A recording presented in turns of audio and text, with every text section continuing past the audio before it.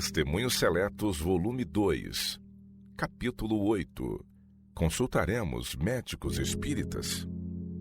E caiu Acasias pelas grades de um quarto alto que tinha em Samaria, e adoeceu. E enviou mensageiros e disse-lhes: Ide e perguntai a Baal-zebub, deus de Ecrom, se sararei desta doença. Mas o anjo do Senhor disse a Elias Tesbita: Levanta-te, sobe para encontrar-te com os mensageiros do rei de Samaria e dize-lhes: Porventura não há Deus em Israel, para irdes consultar a Baal-zebub, deus de Ecrom? E por isso assim diz o Senhor: da cama a que subiste não descerás, mas sem falta morrerás. Segundo Reis, capítulo 1, versos de 2 a 4. Esta narração mostra de maneira clara o desagrado divino contra os que se desviam de Deus para os instrumentos satânicos. Pouco tempo antes dos acontecimentos acima registrados, o reino de Israel mudara de governo. Acabe caíra sob o juízo de Deus e fora substituído por seu filho Acasias, caráter indigno que só fez mal aos olhos do Senhor, andando nos caminhos de seu pai e sua mãe e fazendo pecar a Israel. Serviu a Baal, adorou-o e provocou a ira do Senhor, Deus de Israel, como fizera Acabe, seu pai. Seguiram-se, porém, de perto juízo sobre os pecados do rebelde rei. Uma guerra contra Moabe e depois o acidente pelo qual estava ameaçada sua vida atestaram a ira de Deus contra Acasias. Quanto vira e ouvira o rei de Israel no tempo de seu pai das maravilhosas obras do Altíssimo. Que terrível demonstração de sua severidade e zelo dera Deus ao apóstata Israel. De tudo isto tinha Acasias conhecimento. Todavia procede como se estas horríveis realidades e mesmo o terrível fim de seu pai fossem apenas um conto ocioso. Em vez de humilhar o coração diante do Senhor, arriscou-se ao mais ousado ato de impiedade que lhe assinalou a vida. Ordena a seus servos: Ide e perguntai a Baal-zebub, deus de Ecrom, se sararei desta doença. Segundo Reis 1, verso 2. O ídolo de Ecrom, supunham, dava informações por meio de seus sacerdotes quanto a acontecimentos futuros. Alcançara tão vasto crédito que a ele recorria grande número de pessoas vindas de considerável distância. As predições ali feitas e as informações dadas provinham diretamente do príncipe das trevas. Foi Satanás que criou e mantém o culto dos ídolos, a fim de desviar de Deus a mente dos homens. É por sua instrumentalidade que o reino das trevas e da mentira é sustentado. A história do pecado do rei Acasias e seu castigo encerra uma lição de advertência que ninguém pode desatender impunemente. Conquanto não rendamos homenagem a deuses pagãos, todavia milhares estão adorando no altar de Satanás, tão certo como fez o rei de Israel. O mesmo espírito da idolatria pagã é hoje predominante, se bem que, sob a influência da ciência e da educação, tenha assumido mais fina e atrativa forma.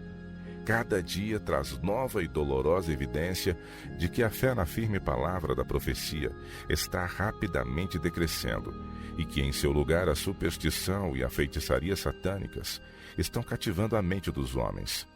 Todos quantos não buscam diligentemente as Escrituras e submetem todo o desejo e desígnio da vida a essa infalível prova, todos quantos não buscam a Deus em oração, pedindo o conhecimento de sua vontade, hão de por certo desviar-se da reta vereda e cair sob o engano de Satanás. Veículos do poder de Satanás. Os oráculos pagãos têm sua imitação nos médiuns espíritas, nos videntes, nos necromantes de hoje. As vozes místicas que falaram em Ecrom e em Endor ainda estão por suas palavras de mentira desviando os filhos dos homens. O príncipe das trevas apenas apareceu sob novo disfarce. Os mistérios do culto pagão acham-se substituídos pelas associações secretas e as sessões, as obscuridades e as maravilhas dos feiticeiros de nosso tempo. Suas revelações são ansiosamente recebidas por milhares que recusam aceitar a luz da palavra de Deus ou de seu espírito. Ao passo que falam desdenhosamente dos mágicos de outrora, o grande enganador ri triunfante vendo-os ceder às suas artes, manifestadas sob aspecto diferente. Seus agentes ainda pretendem curar a doença, atribuem seu poder à eletricidade, ao magnetismo ou aos chamados remédios de simpatia. Efetivamente, eles não são senão veículos das correntes elétricas de Satanás. Por esse meio, lança ele seu encantamento sobre o corpo e a alma dos homens. Tenho recebido de tempos a tempos cartas de pastores e de membros leigos da igreja, perguntando se eu acho errado consultar médicos espíritas e videntes. Não tenho respondido a essas cartas por falta de tempo. Mas agora o assunto me é de novo insistentemente apresentado à atenção. Tão numerosos se estão tornando esses instrumentos de Satanás, e tão geral é o costume de buscar deles conselho, que parece necessário proferir palavras de advertência. Deus colocou ao nosso alcance o obter conhecimento das leis da saúde. Constituem dever para nós o conservar nossas energias físicas nas melhores condições possíveis, a fim de lhe podermos prestar serviço aceitável. Os que se recusam a aperfeiçoar a luz e o conhecimento posto ao seu alcance estão rejeitando um dos meios a eles assegurados por Deus para promover tanto a vida espiritual como a física.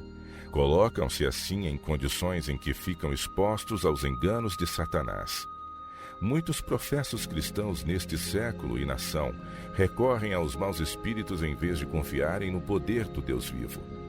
Velando ao pé do leito de enfermidade de seu filho, a mãe exclama: "Não posso fazer mais nada.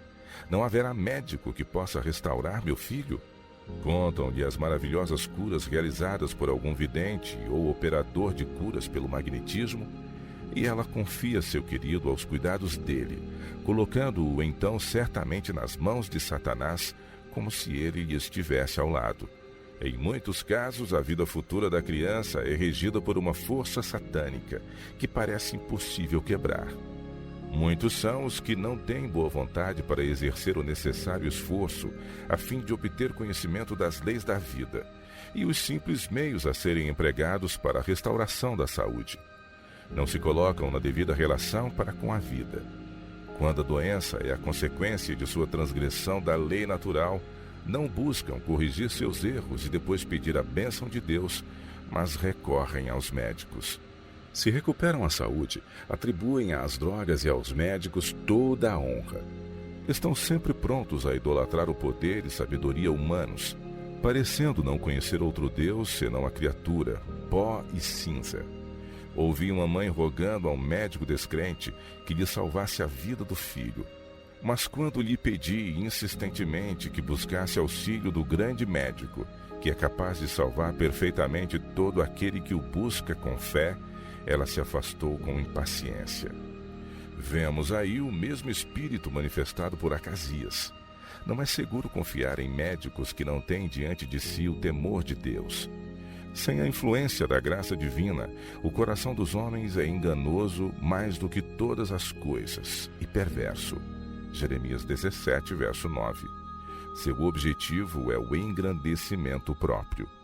Sob a capa da profissão médica, quanta iniquidade tem sido ocultada, que enganos apoiados. O médico pode pretender possuir grande sabedoria e habilidade maravilhosa, quando seu caráter é depravado e sua prática contrária às leis da vida. O Senhor nosso Deus nos afirma estar esperando para mostrar-se bondoso. Convida-nos a invocá-lo no dia da angústia. Como nos podemos desviar dele para confiar em um braço de carne? Vinde comigo ali a um quarto de doente. Ali jaz um esposo e pai, homem que é uma bênção à sociedade e à causa de Deus. Foi subitamente derribado pela doença. O ardor da febre parece consumi-lo. Ele anseia um pouco de água fresca para lhe umedecer os ressequidos lábios, saciar a sede abrasadora e refrescar a fronte febril. Mas não, o médico proibiu a água. Dá-se-lhe o estimulante da bebida forte, acrescentando combustível ao fogo. A bendita água enviada pelo céu, quando habilmente aplicada, extinguiria a chama devoradora, mas é substituída por drogas venenosas. Por algum tempo, a natureza luta por seus direitos, mas afinal vencida desiste da luta e a morte liberta o sofredor. Deus desejava que aquele homem vivesse, que fosse uma bênção ao mundo. Satanás decidiu destruí-lo e, por meio do médico, conseguiu-o. Até quando permitiremos que nossas mais preciosas luzes sejam assim apagadas? Acasias enviou seus servos a indagar a Baal-zebub em Ecrom, mas em vez de uma mensagem do ídolo, houve a tremenda denúncia vinda do Deus de Israel. Da cama que subiste, não descerás, mas sem falta morrerás. Segundo Reis, capítulo 1, verso 4. Foi Cristo que mandou Elias dizer estas palavras ao rei apóstata. Jeová Emanuel tinha razão de ficar grandemente desgostoso com a impiedade de Acasias, que não fizera Cristo para conquistar o coração dos pecadores e inspirar-lhes inabalável confiança nele. Durante séculos visitara seu povo com manifestações da mais condescendente bondade e amor sem paralelo. Desde os tempos dos patriarcas, ele manifestara como suas delícias estavam com os filhos dos homens. Provérbios 8:31. Fora um socorro bem presente para todos quantos o buscavam em sinceridade. Em toda a angústia deles foi ele angustiado, e o anjo da sua face o salvou pelo seu amor, e pela sua compaixão ele os remiu. Isaías 63, verso 9. Todavia, Israel se rebelara contra Deus, e se volvera para os piores inimigos do Senhor. Os hebreus eram a única nação favorecida com o conhecimento do Deus verdadeiro. Quando o rei de Israel mandou indagar de um oráculo pagão, proclamou aos pagãos que confiava mais nos ídolos deles do que no Deus de seu povo, o Criador dos céus e da terra. Da mesma maneira, os que professam conhecer a palavra de Deus o desonram quando se voltam da fonte da força e da sabedoria para pedir conselhos aos poderes das trevas.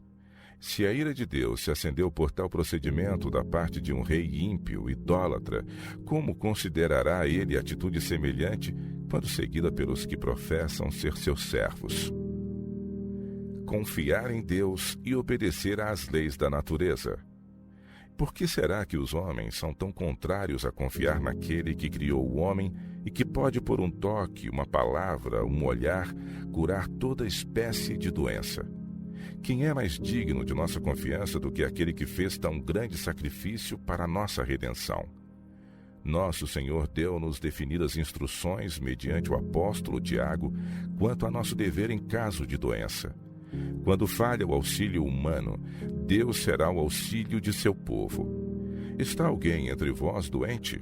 Chame os presbíteros da igreja e orem sobre ele, ungindo-o com azeite em nome do Senhor, e a oração da fé salvará o doente, e o Senhor o levantará. Tiago capítulo 5, versos 14 e 15. Se os professos seguidores de Cristo, com pureza de coração, exercessem tanta fé nas promessas de Deus, como descansam nos instrumentos satânicos, experimentariam no corpo e na alma o poder vivificador do Espírito Santo. Deus concedeu a este povo grande luz, todavia não nos achamos além do alcance da tentação. Quem dentre nós está buscando auxílio dos deuses de Ecrom? Considerai este quadro, não pintado pela imaginação. Enquanto mesmo entre os adventistas do sétimo dia, podem-se ver suas características principais. Um inválido, aparentemente muito consciencioso, todavia supersticioso e presumido, confessa francamente seu desprezo pelas leis da saúde e da vida, que a misericórdia divina nos levou a aceitar como um povo. Sua comida precisa ser preparada de maneira a satisfazer seus mórbidos, ardentes desejos.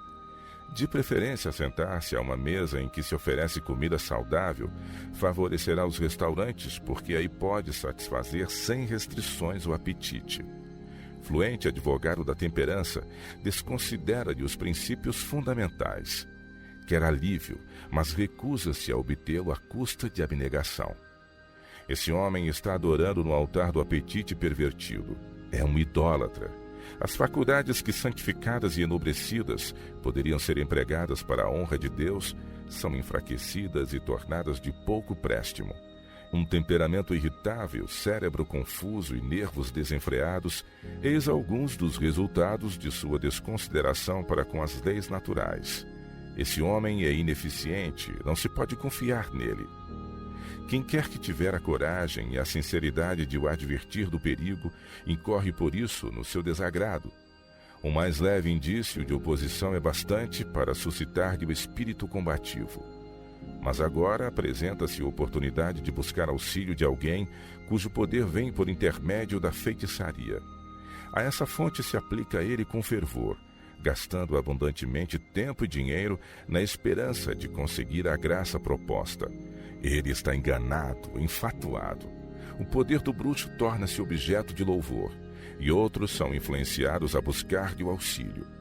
Assim é desonrado o Deus de Israel, ao passo que é reverenciado e exaltado o poder de Satanás. Quero dirigir-me em nome de Cristo a seus professos seguidores. Permanecei na fé que recebestes desde o princípio. Fugi a tagarelice profana e vã. Em vez de pordes a confiança na feitiçaria, tende fé no Deus vivo. Maldita é a estrada que conduz a Endor e a Ecrom. Os pés que se arriscam a pisar terreno proibido tropeçarão e cairão. Há um Deus em Israel, no qual há livramento para todos quantos se acham opressos. A justiça é a morada de seu trono. Há perigo em desviar-se, no mínimo, das instruções do Senhor. Quando nos afastamos da positiva senda do dever, surgirá uma série de circunstâncias que nos parecem arrastar irresistivelmente para mais e mais longe do direito. A desnecessária intimidade com aqueles que não têm respeito por Deus seduzir-nos-á antes que nos apercebamos. O temor de ofender os amigos mundanos impedir-nos-á de exprimir nosso reconhecimento para com Deus ou de reconhecer nossa dependência dele. Cumpre manter-nos apegados à palavra de Deus. Necessitamos de suas advertências e animações, suas ameaças e promessas. Precisamos do exemplo perfeito que é dado unicamente na vida e no caráter de nosso Salvador. Não aventurar-se no terreno de Satanás. Anjos de Deus preservarão seu povo enquanto ele andar no caminho do dever. Não há, porém, nenhuma garantia dessa proteção para os que deliberadamente se aventuram no terreno de Satanás. Um instrumento do grande enganador dirá e fará qualquer coisa a fim de conseguir seu objetivo. Pouco importa se ele se chama um espírita, médico, eletroterapista ou curador pelo magnetismo. Mediante ilusórios pretextos, ele ganha a confiança dos ingênuos, pretende ler a história da vida e compreender todas as dificuldades e aflições dos que a ele recorrem.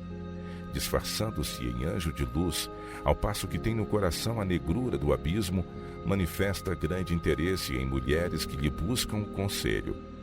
Diz-lhes que todas as suas tribulações provêm de um casamento infeliz. Isto pode ser bem verdade, mas tal conselheiro não lhe melhora a situação.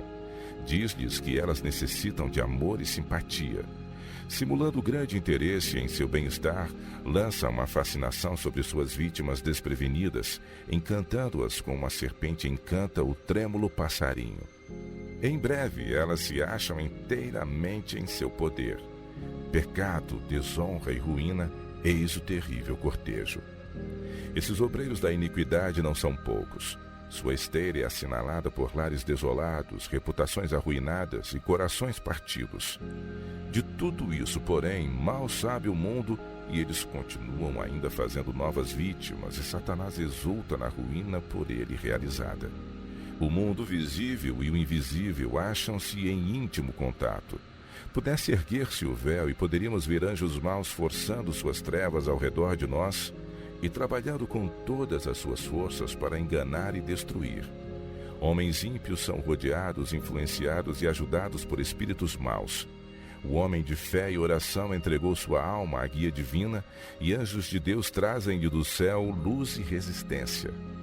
Homem algum pode servir a dois senhores. A luz e as trevas não são mais opostos do que o serviço de Deus e o de Satanás. O profeta Elias apresentou a questão em seu verdadeiro aspecto quando destemidamente apelou para o apóstata Israel. Se o Senhor é Deus, segue-o, e se Baal, segue-o. 1 Reis, capítulo 18, verso 21.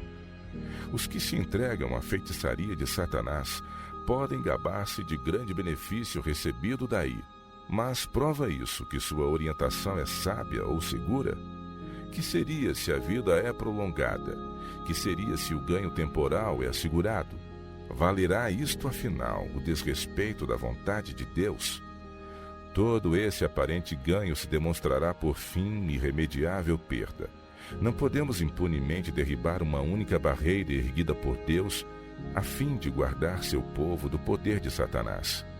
Nossa única segurança consiste em conservar os antigos limites, à lei e ao testemunho. Se eles não falarem segundo esta palavra, é porque não têm iluminação.